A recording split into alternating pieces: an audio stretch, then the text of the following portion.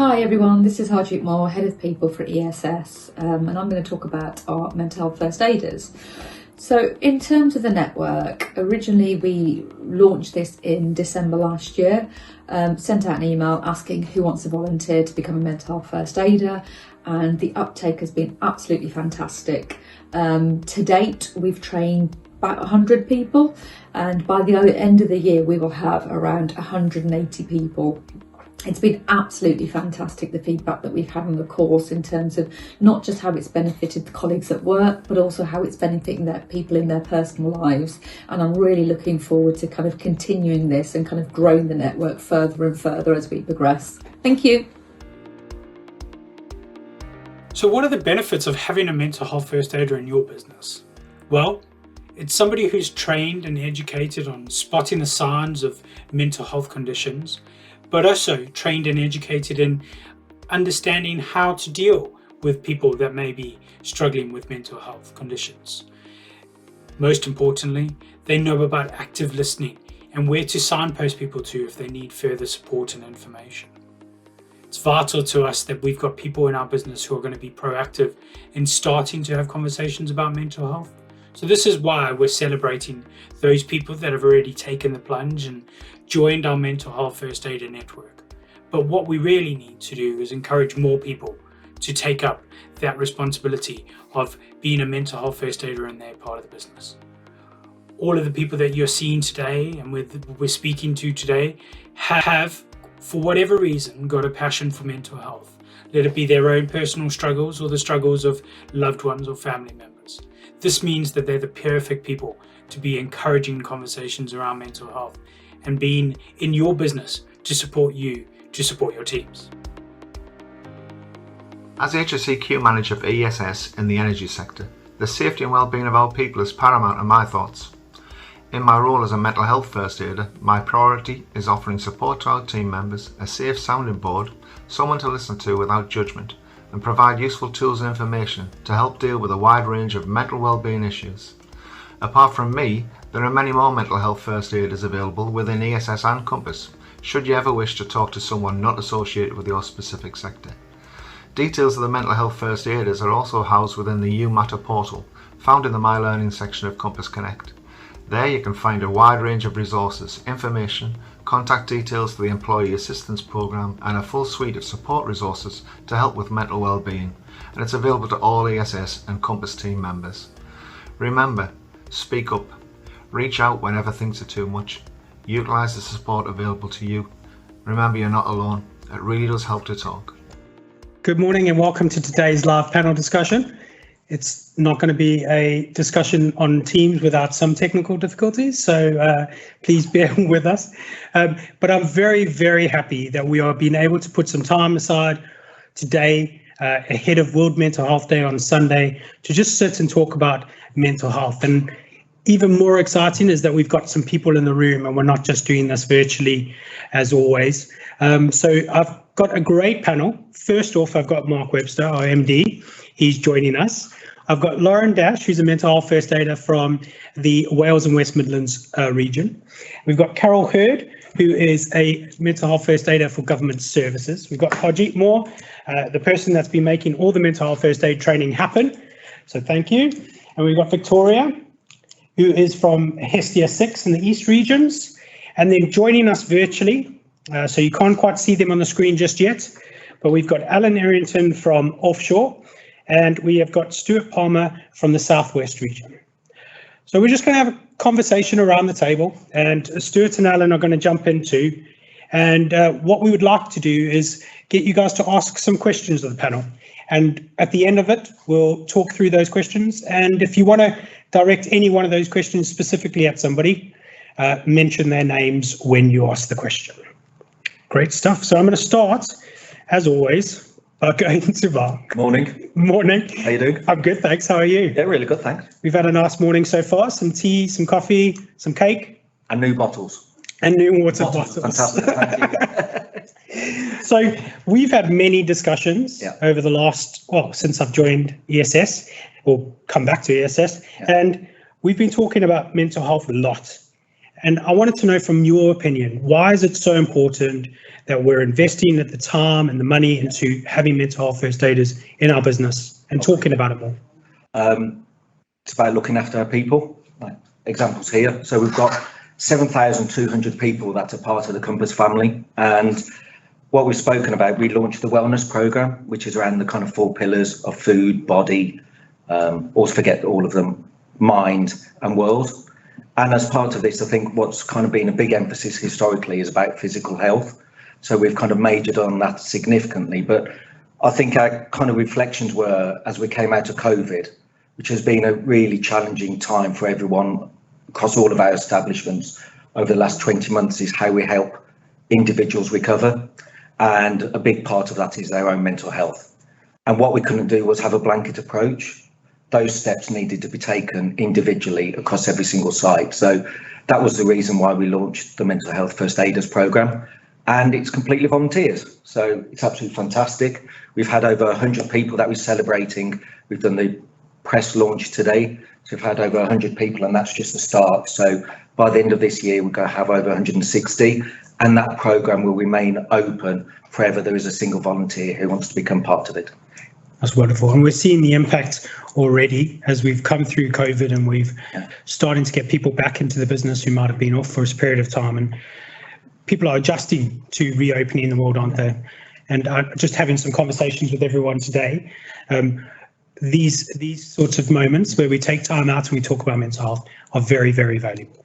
I think it's important people talk about emotions. You kind of find in terms of layers of communication, people talk about transactional stuff. They don't necessarily talk about feelings. Yeah. And if we really go to perform as a business, we need to be able to trust each other and talk about feelings. And when each of us have a difficult day, and to reach out to colleagues to ask for that support. Absolutely. And I think that's absolutely fundamental. And then as a very essence, people come to work and they look forward to it. Yeah, great. People do come to work and look forward to it if they're happy at work, don't they? So that's great. So my next question is going to be to Stuart. And Stuart, you're a general manager in the Southwest region. And why was it so important for you to become a mental health first aider? And what do you think that training has added to your management style or your management dynamic? For me, it's something I wanted to really do, and I echo Mark's what he said about the COVID and the pandemic and everything everyone was going through. And it's, you know, I'm a volunteer for football, so another volunteer role was very nice to do. I kind of what it helped me deal with is it boosts my knowledge and confidence in dealing with members of staff coming in, and you know, when you look at first aid and people think it's a physical, if someone cuts herself, it's a plaster. You can't do that with mental health, and I think where it kind of boosts my knowledge and helps me deal with situations that arise. It kind of, you can spot the early signs and help the guys like let their feelings out, and you kind of help them onto their recovery. You're not going to fix them with mental health, but what you can do, you can put them on the road to the support network we've got, and it's changed my, you know, how I deal with certain things now. Really does, not just at work and at home and in my life.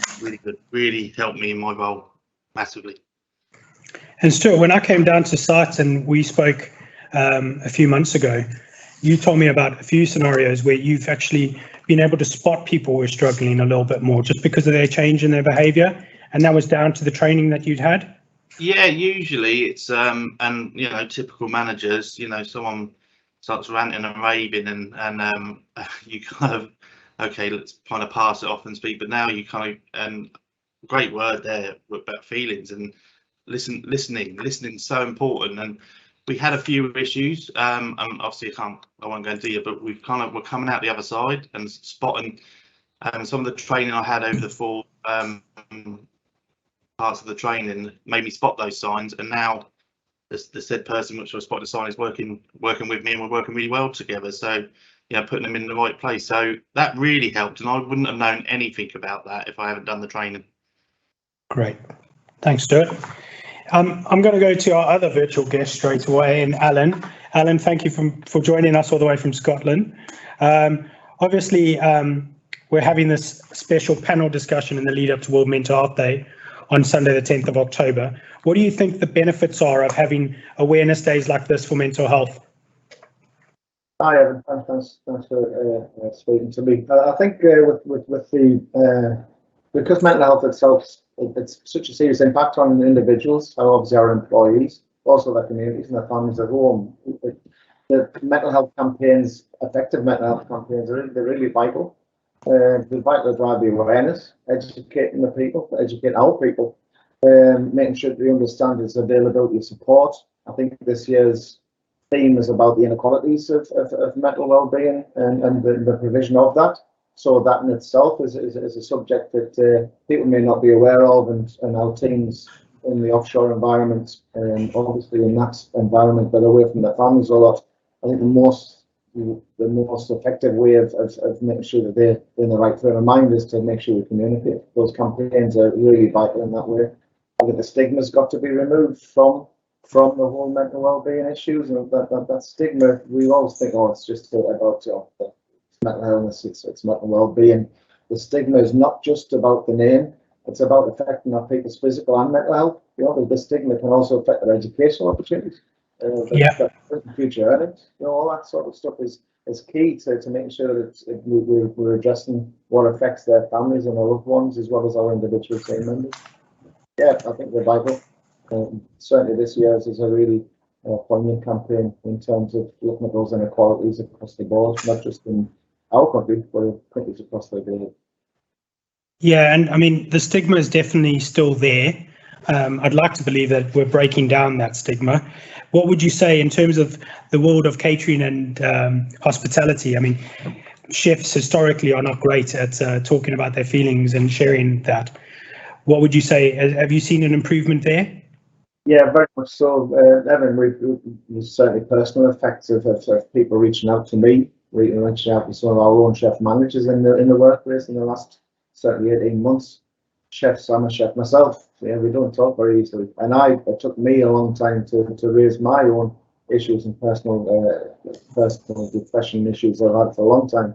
And if you don't speak out, if we don't create an environment where we're actually showing that we want to understand and we want to know about these things, that people have got a voice, but we can't just ask them to speak up if we don't have the support. And I think that's from the mental health first aider campaigns, but also our new matter programs within ESS. We're providing the support not just for the individuals, but also for us as mental health first aiders. It's key that we are supported, because remember, somebody downloading their whole issues that they have to one of ourselves, it's going to affect us as well. So without it's key that we get supported at every level. I think it's also part of the CK Share programme. Yeah. So it's about that kind of principle of looking out for each other, and goes much deeper than following processes. Yeah. It's kind of is intrinsically linked really in terms of kind of what we're looking to achieve. So by the end of hopefully this month, fingers crossed, every single colleague would have been through the CK Share programme, and that's kind of another element to what we're looking to achieve. Absolutely. Just a quick one, Mark. Even in offshore environment, we've got 80% now of our managers all trained in that, and a good percentage of those already speaking to our frontline guys in terms of the CK Share programme. So yeah, we'll seem to be hitting the target everywhere in terms of making sure that people support it. Great. Thanks, Alan, for joining us. And if you want to stay on, that'd be great, and we'll come back to you towards the end. Lauren, how are you today? I'm good, thanks, Evan. You? Yeah, I'm very good, thanks. This is probably the best day I've had in a very long time. So we had a great conversation on Time to Talk Day, which was in February of this year. And I was doing a virtual all-day drop-in, and you joined me later in the day, and you've been doing drop-ins with your teams. Yeah. And we had a great conversation, actually, didn't we? Because you obviously needed to offload a little bit because you had a tough day, because people were offloading on you. But how did the team find that? You taking the time out as their manager to go around and talk to them, and not talk to them about work, just talk to them and generally find out how they're doing and if they need anything else. How did they find that? I think initially there was a bit of apprehension because I was opening the door and saying, let's talk about mental health, and for the general manager to be saying that, I think some individuals were nervous. Yeah. But actually what I got from that day and further on, and I'm still continuing to do so, is that people feel they can approach me, they can be open about their mental health, and they understand that personally I've struggled at times with my mental health. So I think they know I've got empathy and I've got some experience with mental health, and it's really opened the door.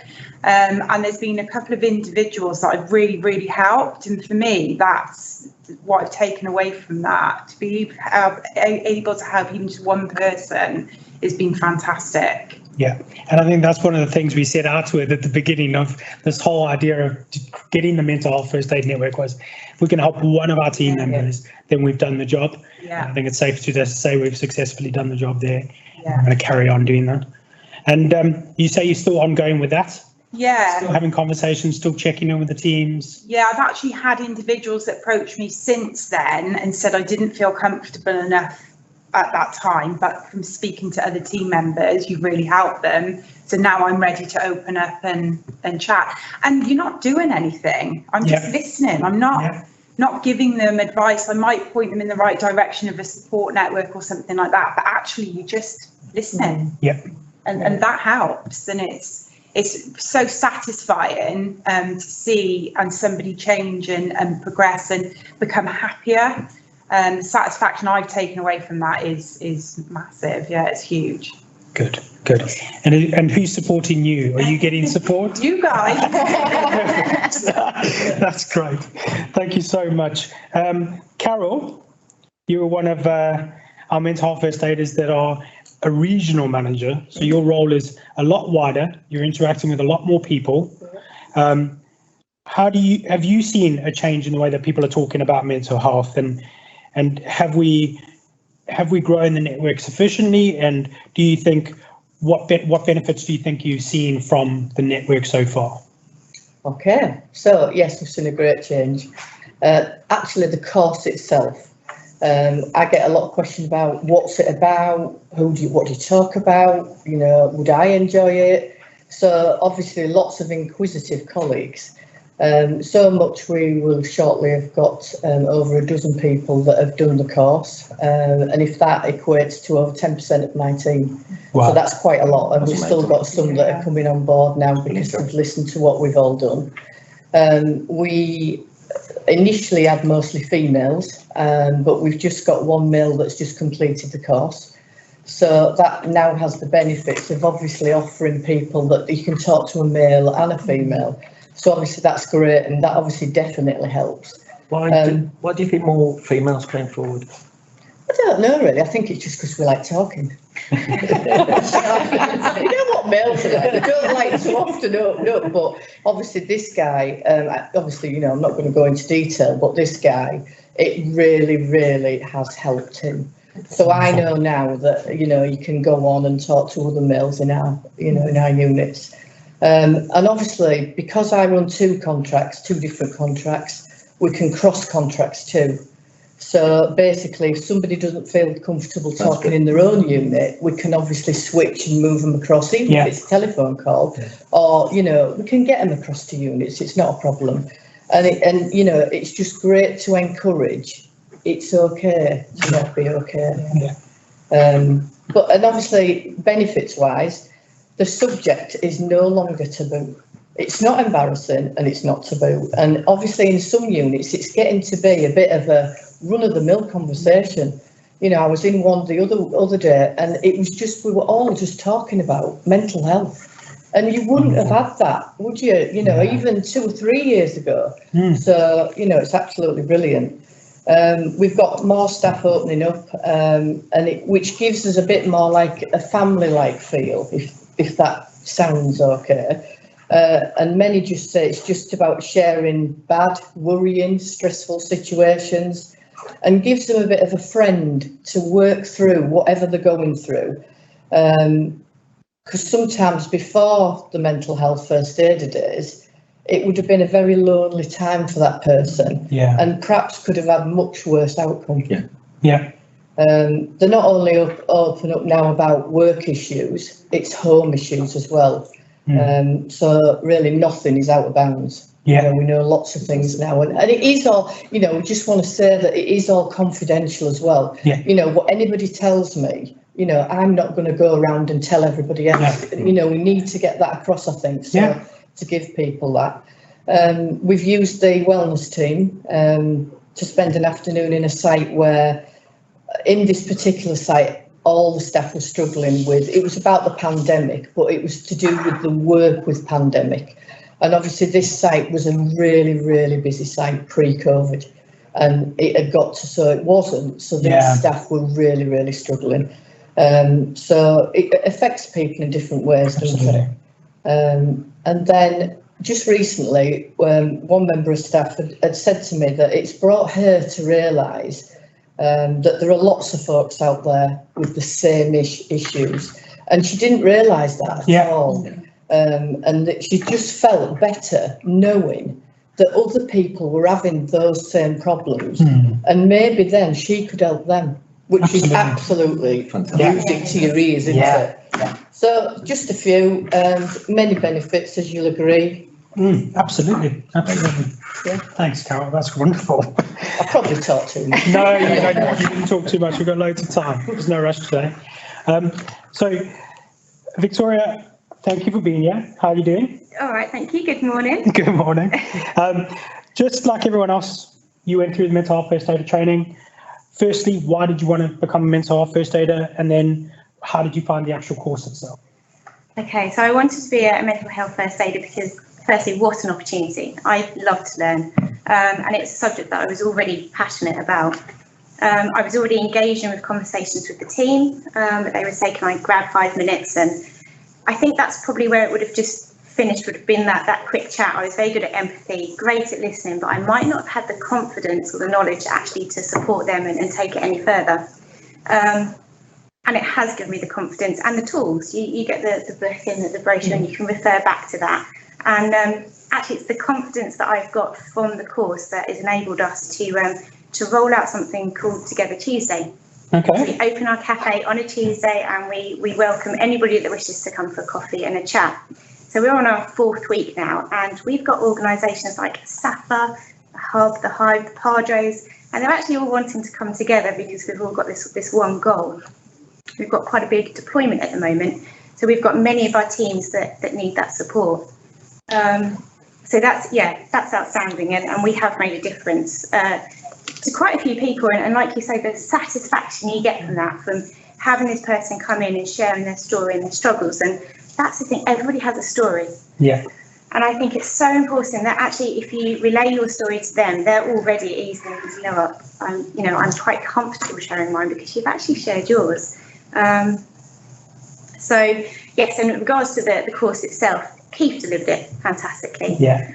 It was a really well delivered course. I enjoyed the homework, and he made it relatable. So he shared his own story, and so that was key, I think, because straight away then you had that connection with the tutor that was sharing the information. So I would absolutely highly recommend the course to anyone. That's wonderful. Together Tuesday sounds wonderful. I love that idea. We need to start that more. Really fun. It's a simple concept that has just grown legs, and we can do more. We can push this further as well. If it's working at Marlon, then it's, I'll be coming tomorrow on a Tuesday. Thanks very much. Let's find out more. You absolutely do. That's wonderful. Really interesting to hear. And then finally, we're going to go to Harjeet before we go on to some questions, because we've had some questions come through. But if you want to ask the question, make sure you ask it now, and we can get to that as soon as we've finished up here. Harjeet, as the lead for social value in our business, what would you say to anyone who's considering becoming a mental health first aider or an ambassador to our business? Thank you, Evan. I think from a mental health perspective, if I look at kind of some of the trends over the past, say, 10 to 15 years, it's one of those topics that's, it's slowly coming to the forefront. I started with ESS last January. And what was key for me is that, as part of the people agenda, we focused on the wellness piece. So by the time it came to kind of end of February, I had kind of like a rough plan of what I wanted to kind of achieve. And one of those things was mental health first aiders. It was just unfortunate that COVID hit and then we had to kind of pause everything. So from a rolling it out perspective, we were then able to do it in December, but also bear in mind November was when we first launched the wellness newsletter. So it was key for me that we had a structured plan when we kind of look at the wellness pillars, and within the social value pillar, wellness is just one of the elements that we look at.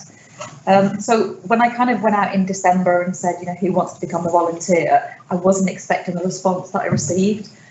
So it was absolutely fantastic and overwhelming, the response that we had. And I think just kind of if I reflect back from the December course going through all the courses that we've had now, the feedback has been pretty similar in terms of how people have gained the skills for themselves, not just from a workplace perspective, but also from a personal perspective. And I think it's really key when we look at, as Carol said, it's okay to talk and it's okay not to be okay. And I think that's the realization people need to have. I remember years and years ago, I went on a leadership program and one of the topics was something called the OK Corral, and it was about it's okay not to be okay. And it was the first time for me, I realised actually it's okay if I'm not okay. I am one of these people, and Mark knows, if you ask me if I'm okay, you'll get the same answer, yes, I'm fine. So it's just understanding that actually I'm not the only one that feels like that. So it's important that we kind of, we give people the support network, but we also support the mental health first aiders that we've got in the business. And another initiative that I looked at this year, just to make the mental health become more to the forefront, is the mental health newsletter. So we've got the newsletter that everybody kind of gets access to. We're also, just touching on kind of what Mark said earlier, we've got the CCARE programme that forms part of social value, as well as wellness, as well as kind of the net zero element, and as well as supporting our communities. So everything is so linked into each other, both internally and externally. And then, you've got the Compass You Matter, great programme that's out there for everybody. So, you've got the opportunity, if you want to become a mental health first aider, great. If you want to become a mental health ambassador, that's also great. So you've got the option to get involved in any element that you want.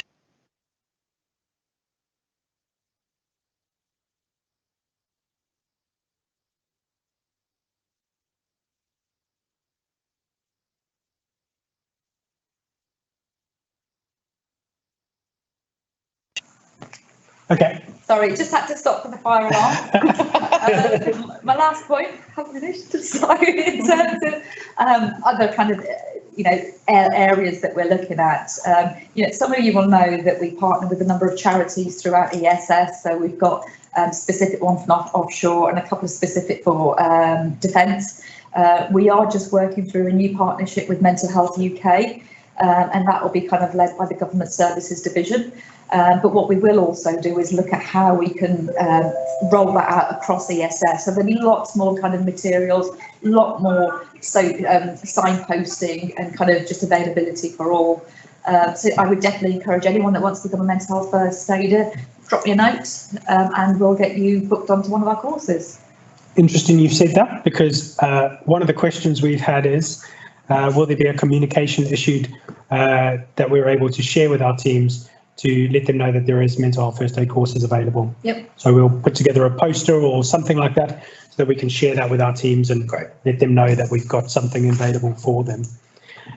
Well, we've had a great discussion. Alan's got his hand up, so we'll shoot to Alan. I already have 2 requests through Teams already. So 1, it's good to hear, and 2, they actually listening to the event. So we've got two pluses there. So a couple more wanting to go help their students. That's wonderful. That's wonderful. Alan, anything else that you wanted to add from hearing those discussions around the network and how it's all been working? I mean, we are supporting our mental health first aiders with our regular monthly meetings within each of the regions. How have you found supporting the mental health first aiders within offshore? I think we're a small group. We all know each other, which is a good thing. Obviously, our monthly CCare share bulletin, which we just changed from the old HSE bulletin this month, holds all every single month. We make sure that all of the matter for the employee assistance program is there, and our mental health first aiders and ambassadors help us get that message across in the units. Great. I think touching back on some of the other comments when we're talking about it's good to talk, it really is, because I think we're providing a level of support that may mitigate that going further or getting more serious. But we have to also remember we can, in certain circumstances when it's appropriate, to make sure that we have the professional help to certainly in terms of crisis. If somebody is really in a point of crisis, certainly an offshore perspective where we're in a very enclosed environment, and we need to do something that our managers and the ambassadors and the material provide shows that there is an escalation process as well. We seem to cover everything. So I think the provision of the low level, let's talk and let's have a chat and a cup of coffee, can mitigate getting into those crisis moments. But never forget that we can provide support for the crisis. Absolutely. And Stuart, how are you finding the support that you're getting as a mental health first aider? Because I think that might be something that might put a few people off, as wondering that they're going to take on all this additional responsibility and not get enough support to do it. How are you finding your support, Stuart? Really good. And I think look, a big shout out to Harjeet and Jason Webb, who we have our monthly, and yourself, sorry, Evan. It's not about me, Stuart. we have our monthly meetings, and I know some of them we have missed the odd one or two due to closing down the bases and stuff like that at the moment for lead. But no, that's really good support, and I always find, and I've been with the company 18 months, and I joined on March the 23rd of the day of COVID. I've got, yeah. So it's been, it's been. But what the one thing is, the support is there, and I've noticed that from day one, and to get the mental health side, the well-being, and the pillars to support us is I sell that to my guys, and like Alan just said, I've got 4 people ready to go. We were talking about it yesterday, and there's 4 people now just come to me and go, we want to be a mental health first aider because things are happening, and it's great. It's great to see. And that's what I've been. Your original question is the support is out there. I just think we need to shout a bit more, because I could do much more, and I know, but if I'm getting another 4 with me also, that will make life a little bit easier, I think, and manageable. Sorry, more than easier. But it's really good. Support's out there. Amazing stuff. Great, thanks, Stuart. We've got another question come through, and it's not aimed at anyone in particular, so I'll ask this to the panel that are in the room. How do we encourage people to ask for help? I think that's it's a difficult one, because what we can do as a company is, we can do lots of kind of training from a mental health first aid perspective. We can do lots of comms around kind of the signposting. The wellness newsletters are kind of targeted to include as much information as possible, but you will have that odd person that still just doesn't feel comfortable to talk. I think what's important from a line manager perspective is they will know their people. They'll notice kind of changes in behaviour, and that could be anything from kind of maybe physical appearance, maybe being late, kind of not working to the full capacity that they're used to working. I think if a manager can spot those kind of behavioural changes, and we give them the tools to be comfortable to approach that individual, we should kind of encourage that. And just to echo what the guys have said on the call, we do have a support network. There is an escalation process in place for all our mental health first aiders. So if somebody wasn't comfortable or confident dealing with an issue, they can contact any member of the people team. They're all mental health first aider trained, and we can help guide that manager. But it's a real difficult one, because we need to empower our people to kind of have the right tools to approach people. Yeah, can I add to that? Yeah. I think it's also about leadership, about in our sites, and as a sector, it's about creating psychologically safe environments, and it all kind of comes down to trust. So how we all turn up to work every day is really important as leaders of the business to be able to kind of create that safe environment that when someone is ready to talk, they feel that there's someone to listen to. Absolutely. So I think it's all about culture, and it's kind of turning up every day with the right mindset to mean that the team feels supported. Yeah. I think the more we do it as well, you know, I know that we've got a situation ongoing at the minute, and the more that person gains trust and, you know, comes out and, you know, tells the story as so to speak, you know, she then will go away from that and perhaps tell somebody else, and then they feel that, oh, I can go talk to my line manager. Yeah. So I think the more that we do it, the better it becomes. I think it's really important as well that we get out to the team. So where we've got these platforms of Wellness Wednesdays and the newsletter, and let's say print it off and actually distribute it. You know, I'm ensuring that people have got that information because it's such a brilliant tool. But actually get out to the teams. So we did the Together Tuesday, and we did that, and not many people were coming through the door in the first couple of weeks. And actually, it's just walking the teams. And Bruce said it on one of the calls, the ask twice, are you okay? Are you really okay? And you always get that genuine response on the second time. Yeah. And if we're walking amongst our teams, I felt that that's actually something that I would definitely like to do more of. Yeah. And it's wonderful to hear, isn't it, that if we're asking twice, it's a simple thing. Just ask twice and you'll get a more honest and real answer. Maybe not from Harjeet, she's fine. Takes 3 times the time. Yeah. I think probably the other thing we will be looking to do is to send out to every ESS colleague the wellness programme. So we're looking to do a mail distribution. Do you want to talk about that? Yeah, so from the wellness perspective, it was important that we had our own kind of strategy on what it means for ESS. So we have just finalised our wellness commitment. So what that is, it covers everything within the 4 pillars, also kind of just reiterates the support that we've got from a mental health first aider to an EAP perspective and all the great stuff that's on the learning portal. So that is currently at print, and then over the month of October, it will start to go out to home addresses. Wonderful. That's brilliant. That is good. Yeah. Wonderful. And we've got one more question, and that is, if a mental health first aid has already been trained and they are feeling like they've lost a bit of the knowledge and a little bit of their confidence, what can we do to assist them?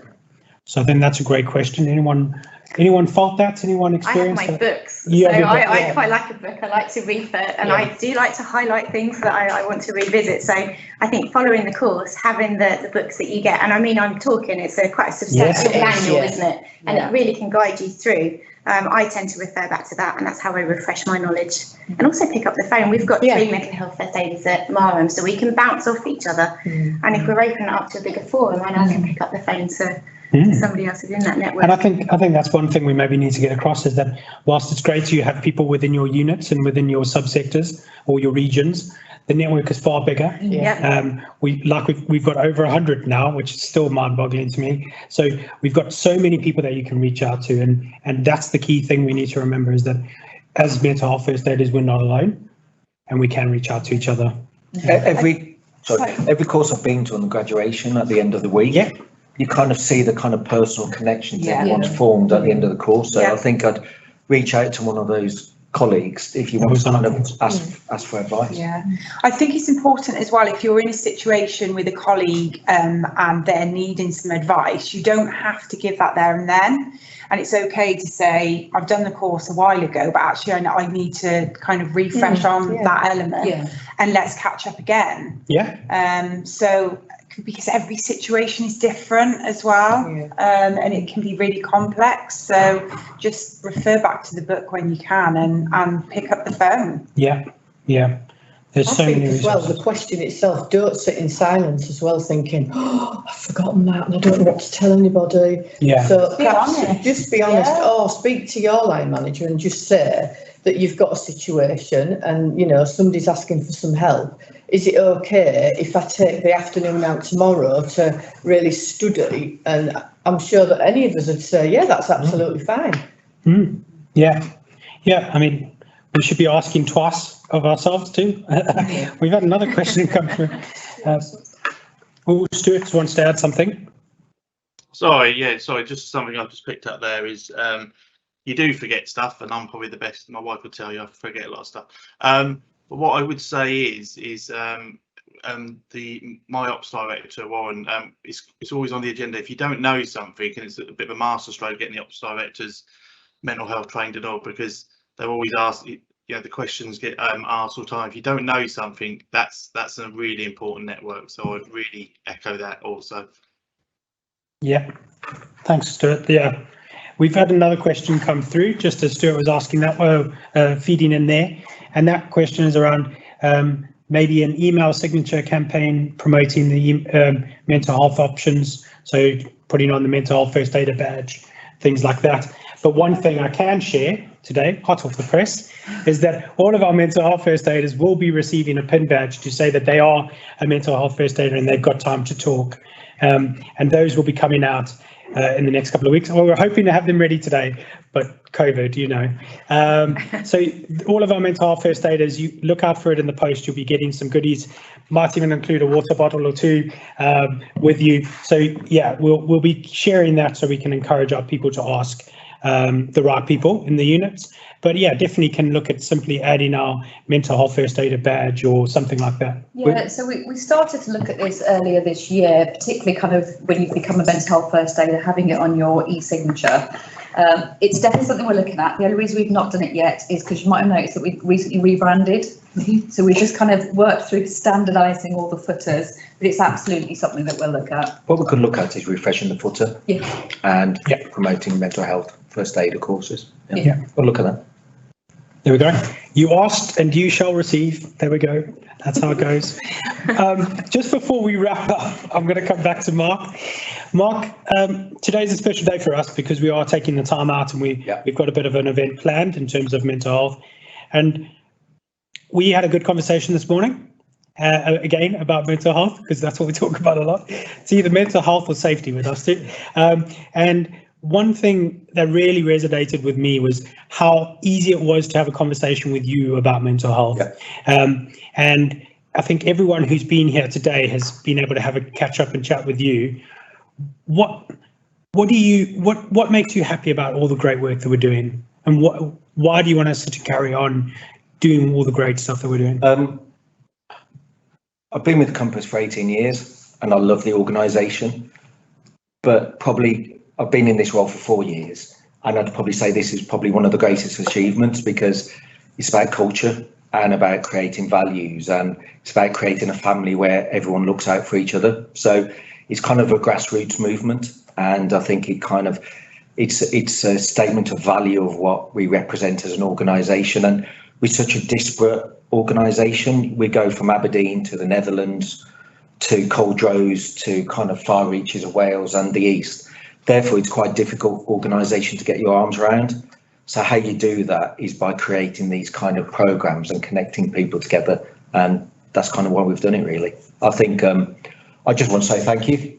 I think you're all amazing individuals, and I think for stepping forward and kind of offering yourselves out there to kind of help other people. And I think our objective is it doesn't matter about work. It's about if each person goes on the course and they gain something personally, then it's a kind of real positive difference. But this is just the start of it. We've got other programs that we're doing that hopefully we'll look to do to kind of extend this. But I just want to say thank you. I think you're all absolutely amazing. Thank you. And that message is echoed to all of the mental health first aiders who are watching us today and those that watch the video later. And just a final word from me. So thank you, Mark. Thank you, Lauren. Thank you, Carol. Thank you, Arjit. Thank you, Victoria, for taking the time and putting yourselves in this situation and having a chat with me on camera, which I know that not a lot of us enjoy doing. To everyone else, World Mental Health First Aid Day or World Mental Health Day is on Sunday. So just look out on social media for posts and everything else, and maybe share some of your own experiences and positive messages. And most importantly, this is about us looking out for each other and supporting each other as we work every day to deliver a great service to the customers that we care about, but also to look after each other. Thank you, everyone. Enjoy the rest of your day and have a wonderful weekend.